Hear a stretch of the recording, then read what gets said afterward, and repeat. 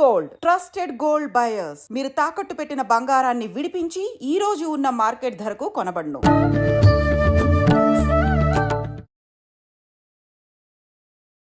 నమస్కారం, welcome to I dream. ధర్మ మార్గం విత్ విజిత కార్యక్రమానికి స్వాగతం. ప్రస్తుతం మనతో పాటు ఉన్నారు ప్రముఖ ఆధ్యాత్మికవేత్త జ్యోతిష పండితులు జేఎస్ శాస్త్రి గారు. ఇప్పుడు వారితో మాట్లాడేద్దాం. నమస్కారం గురుగారు. నమస్కారం అమ్మా.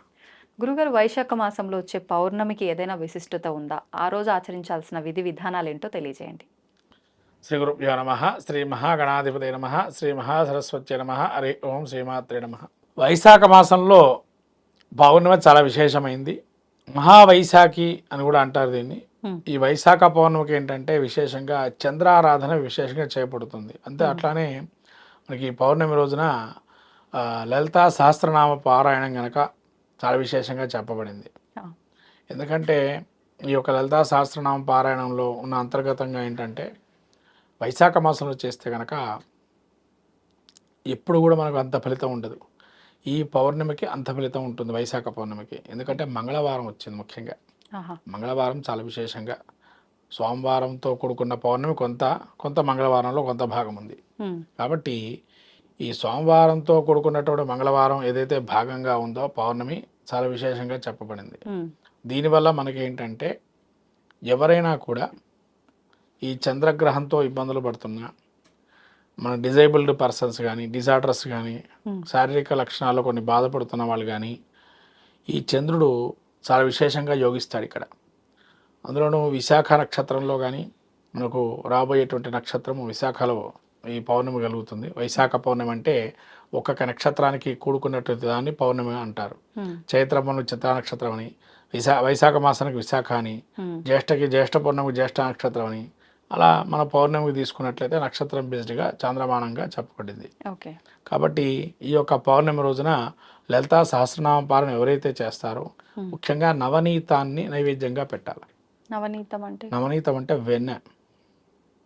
సంతానం లేని వాళ్ళు ఎవరైతే ఉంటారో ఈ సంతానం లేని వాళ్ళకి చాలా విశేషంగా ఆ రోజు యోగిచ్చేటువంటి రోజు సంతానానికి సంబంధించి. తర్వాత అట్లాగే పెళ్లి కాని వాళ్ళకి చంద్రుడితో ఇబ్బందులు పడే వాళ్ళు ఉంటారు. నీచ చంద్రుడుగా జాతక చక్రంలో కనుక అలా నీచ చంద్రుడు ఉన్నా కానీ, లేదా ఇందాక చెప్పినట్టుగా ఇమ్మెచ్యూరిటీ ప్రాబ్లమ్స్, ఏదో చిన్నపిల్లల చేష్టలు చేయటము, కొంతమంది ఏజ్ వస్తుంది కానీ ఏం చేస్తున్నారో తెలియని పరిస్థితిలో ఉంటారు. అటువంటి వారు కానీ, తర్వాత దేహంలో కొంతవరకు ముఖ్యంగా భయపీడలు, కళ్ళు విపరీతంగా రావటము, ఇవన్నీ ఉంటాయి. ఈ వైశాఖ పౌర్ణమి చాలా విశేషంగా యోగిస్తుంది. తాంత్రిక ప్రయోగాల్లో కూడా చెప్పబడింది. అందుకని మంత్ర ప్రయోగాలు, తాంత్రిక ప్రయోగాలు లాంటివి ఈ వైశాఖ పౌర్ణమి చాలా ఉపయోగంగా చెప్పబడుతుంది. అందులోనూ మనకి వైశాఖ పౌర్ణమిలో విశేషంగా చెప్పబడింది ఏంటంటే ఆదివారం, అది సోమవారం నైట్ ఏదైతే ఉందో శివుడికి ఆరాధన విశేషంగా చెప్పబడింది ఇక్కడ. శివుడు ఆరాధన ఎవరైతే ఆ యొక్క పౌర్ణమి రోజు నైట్ చేస్తారో వాళ్ళకి ధనప్రాప్తి సులువుగా ఉంటుందని. ఎందుకంటే సోమవారం పౌర్ణమి రావటం చాలా విశేషం. శివరాత్రి తర్వాత శివరాత్రి అంత మహత్తరమైనటువంటి రోజు. ఈ యొక్క పౌర్ణమిని ఎవరైతే కనుక విశేషంగా శివారాధన, లింగార్చన కానీ, అంటే ముఖ్యంగా మనకు మహాలింగార్చన కానీ, దివ్యక్షేత్ర దర్శనం కానీ, క్షేత్రాలు కూడా దర్శనం చేసుకుంటా కూడా చాలా విశేషంగా ఫలితం ఉంటుంది. ఈ వైశాఖ పౌర్ణమి రోజు ముఖ్యంగా పితృతర్పణాలు ఎవరైతే చేస్తారో, పితృదోషాలు ఉన్నటువంటి వారు వాళ్ళకు కూడా చాలా విశేషంగా చెప్పబడింది. ముఖ్యంగా దానం, ఆ రోజు ఏం దానం చేయాలి అని అంటే తిలాపాత్ర దానం. తిలాపాత్ర దానం చేయమన్నారు పౌర్ణమి రోజు. అంటే ఏంటంటే నువ్వులు ఒక చెంబులో, ఇత్తడి చెంబు కానీ, రాగి చెంబు కానీ, మట్టి కానీ, మట్టి కుండ కానీ 4 నువ్వులు వేసేసి తిలాపాత్ర దానం కనుక ఇస్తే పితృదేవతలు అక్షయ పుణ్య లోకాలు కలుగుతాయన్నారు.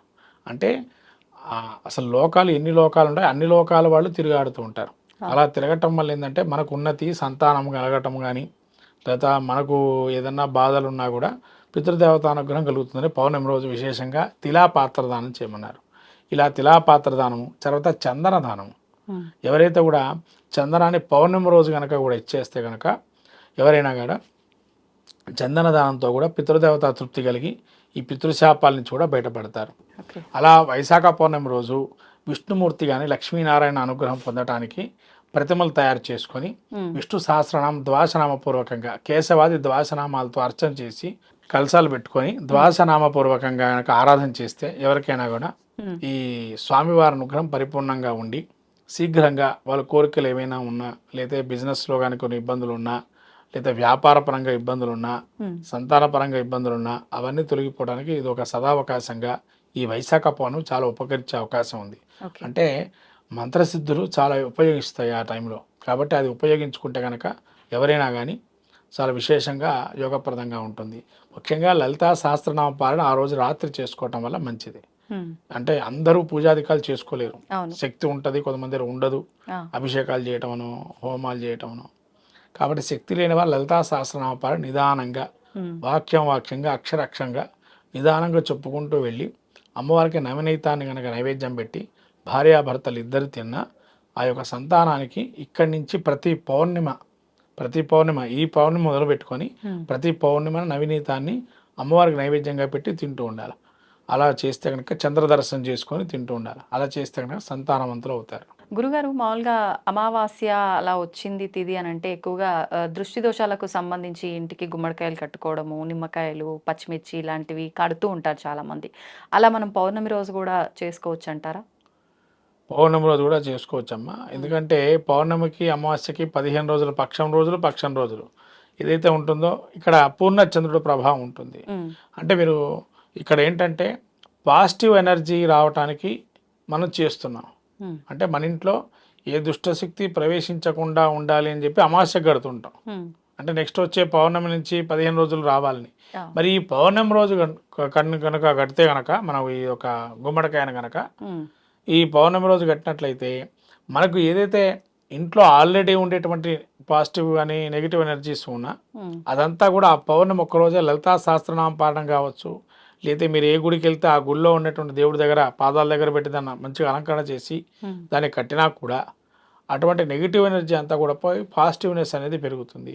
ప్లస్ ఇంకోటి ఏంటంటే ఈ పౌర్ణమి రోజు కూడా కొన్ని మనకు ప్రయోగాలు జరిగే అవకాశం ఉంటుంది, దాని నుంచి కూడా కాపాడుతుంది.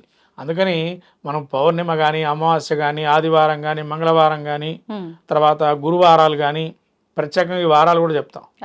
ఈ వారాలు కట్టండి అమ్మ గుమ్మడికాయ, లేకపోతే నిమ్మకాయ కానీ, పచ్చిమిర్చిలు కానీ, లేదా నిమ్మకాయలు కట్ చేసి అటు ఇటు పెట్టమని. ఇలా ముఖ్యంగా వివాహితులకి, అవివాహితంగా ఉండేటువంటి వారికి పౌర్ణమితో కూడుకున్నటువంటి మంగళవారం అర్ధరాత్రి ఏదైతే ఉంటుందో మనకు సిద్ధ చండీ అని ఉంటుంది, సిద్ధ చండీ స్తోత్రం కానీ, లేదా చండీ యొక్క సంబంధించినటువంటి పారాయణ మంగళవారం రోజు చేస్తే ఆ రాత్రి సమయంలో శీఘ్రంగా ఫలితం ఉండి ఆ యొక్క పెళ్లి కానటువంటి స్త్రీలకి శీఘ్రంగా వివాహం జరుగుతుంది. రాత్రి సమయంలో అంటే ఏ సమయం అండి? అంటే సోమవారం నుంచి మంగళవారం తెల్లవారుజామున లోపు. అంటే ఇవాళ సోమవారం అంటే రేపు మంగళవారం బ్రహ్మ ముహూర్తం ఆ టైంలోనా? ఆ సమయం లోపల అంటే మరి సూర్యోదయం అయ్యే లోపల చేస్తే చాలా విశేషంగా ఉంటుంది. ఇంకా మంగళవారం సూర్యోదయం లోపల చేస్తే, ఎందుకంటే మనకు సూర్యోదయం మీరు అన్నట్టు బ్రహ్మ ముహూర్తం అంటే 2:30 నుంచి తీసుకోవచ్చు, అదంతా మంగళవారం కాబట్టి ఆ సమయంలో చేస్తే చాలా విశేషంగా యోగిస్తుంది. ఓకే, ధన్యవాదాలండి. నమస్కారం. తవ్వండి, తవ్వుతూనే శివలింగం సరే దాన్ని అట్లా కప్పేసేయండి, చూపించదండి. కృష్ణ ఇస్ దేర్, మూర్తి పూజ కాదు, సాక్షాత్ బ్రజేంద్ర నందన భగవాన్ ఉన్నారు మూర్తిలో. ఏమీ ఆశించకుండా ఆరాధించే వాళ్ళు కూడా ఉన్నారా ప్రభుజీ? నిజమైన భక్తి అంటే మనకు తెలియదు కాబట్టి